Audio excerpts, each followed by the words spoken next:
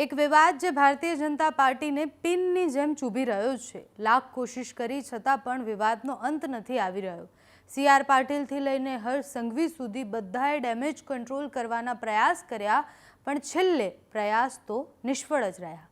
નમસ્કાર, આપની સાથે હું છું પાયલ રાઠોડ।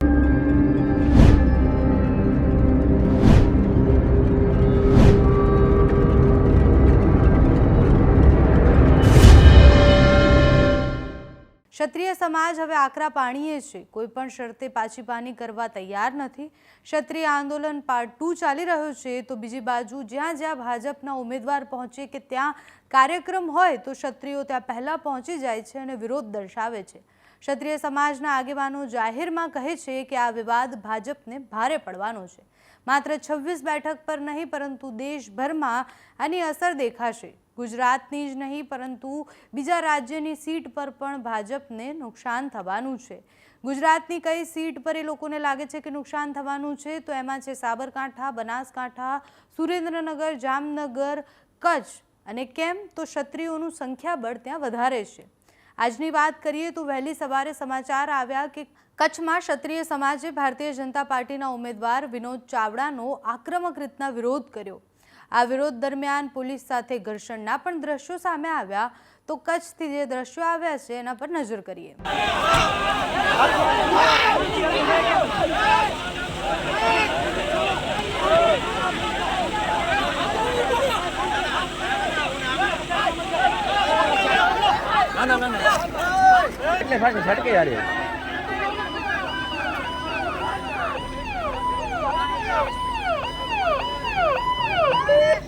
ઓનો હાથ બેન્ડ કરી નાખ્યો।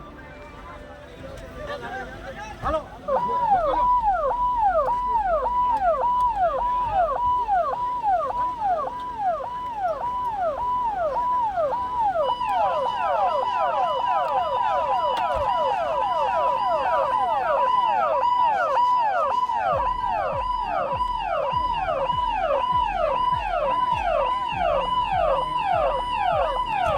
અને આ તો કંઈ નથી, આવા દ્રશ્યો તો ગામે ગામથી આવ્યા છે। બનાસકાંઠામાં એ હદે વિરોધ થયો કે ત્યાં તો ભરત ડાભીની સભા જ ન કરવા દીધી। વડગામમાં ભાજપ કાર્યાલય બહાર ક્ષત્રિય સમાજે વિરોધ કર્યો। પાટણના ભાજપ ઉમેદવાર કાર્યાલયના ઉદ્ઘાટન માટે પહોંચ્યા ત્યારે ક્ષત્રિયો ત્યાં હાજર હતા। મોટી સંખ્યામાં ક્ષત્રિયોએ નારા લગાવ્યા અને પછી ક્ષત્રિય સમાજના યુવકોએ જે હોબાળો કર્યો એના કારણે ભરત ડાભીની બેઠક ત્યાં થઈ જ નહીં, ત્યાં બેઠક કરવામાં જ ન આવી। તો ત્યાંથી જે દ્રશ્યો સામે આવ્યા છે એ પણ જોઈએ।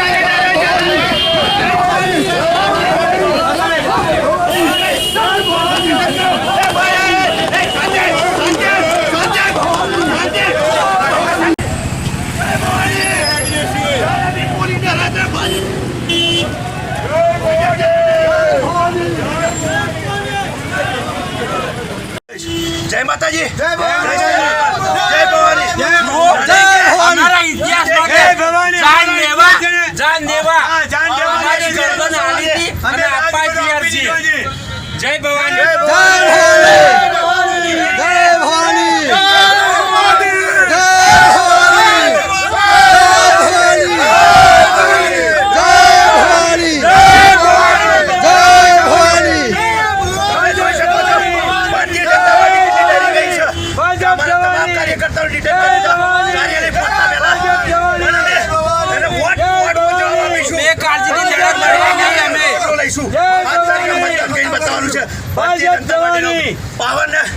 भारतीय जनता पार्टी नो कि अहम तानाशाही अमित शाह मोदी जी ने પણ મેસેજ મોકલવા માંગે છે તમારે પહેલી તારીખે સંપૂર્ણ વિરોધ જય શ્રી મહાકાલ રોકી લો।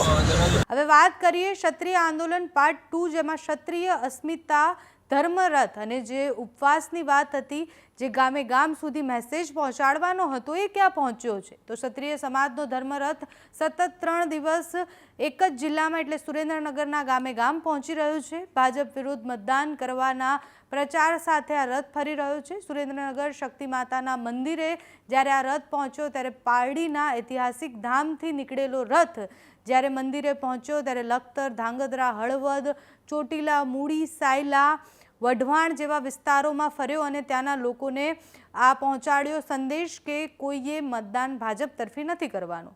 સુરેન્દ્રનગર શક્તિ માતાના મંદિરે જ્યારે રથ પહોંચ્યો ત્યારે હજારોની સંખ્યામાં પ્રતિજ્ઞા લેવામાં આવી. ક્ષત્રિયોએ પ્રતિજ્ઞા લીધી, શપથ લીધી કે ભારતીય જનતા પાર્ટી બીજેપીને મત નહીં આપીએ.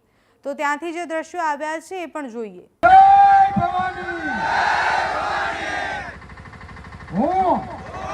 ઈશ્વરની સાક્ષીએ મારી કુળદેવીના સોગંદ ખાઈને એક રાજપૂત તરીકે પ્રતિજ્ઞા કરું છું કે આ ભાજપ સરકાર વિરુદ્ધ જેને અમારી માતા અને બહેનોનું આ નારી શક્તિનું અપમાન કર્યું છે આ ભાજપ સરકારનો અમે બહિષ્કાર કરી છીએ. કોંગ્રેસને સમર્થન આપી છે. જય માતાજી. નારી શક્તિ ભવાની. જય ભવાની. જય ભવાની. હું ઈશ્વરની સાક્ષીએ મારી કુળદેવીના સોગંદ ખાઈને રાજપૂત તરીકે પ્રતિજ્ઞા લઉં છું કે આ ભાજપ વિરુદ્ધ મતદાન કરીશું અને કોંગ્રેસ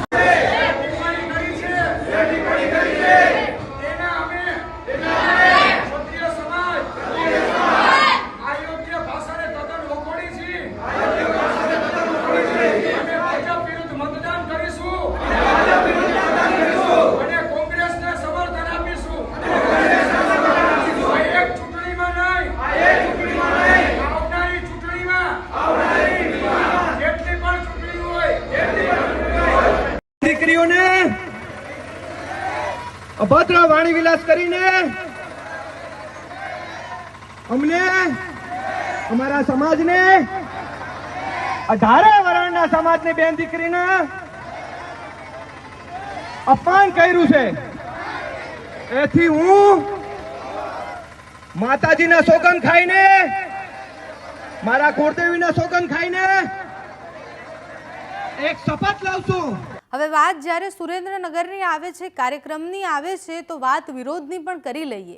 પાટડી દસાડા વિધાનસભા હેઠળ આવતા લખતર ખાતે તાલુકા ભાજપના લોકસભા ચૂંટણીના કાર્યાલયને સુરેન્દ્રનગર જિલ્લા ભાજપ પ્રમુખ હિતેન્દ્રસિંહ ચૌહાણના હસ્તે ઉદ્ઘાટન કરી ખુલ્લું મૂકવામાં આવ્યું. તો ત્યાં ભાજપના કાર્યાલયમાં લોકાર્પણ દરમિયાન જે કાર્યક્રમ હતો ત્યાં ક્ષત્રિય સમાજના આગેવાનો પહોંચી ગયા.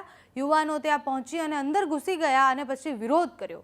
તો ત્યાંથી વિરોધના જે દ્રશ્યો આવ્યા છે એ પણ જુઓ.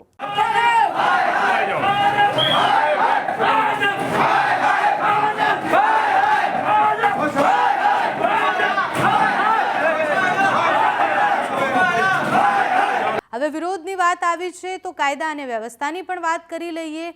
જ્યાં જ્યાં વિરોધ થયો છે ત્યાં ત્યાં યુવાનોની અટકાયત કરવામાં આવી છે.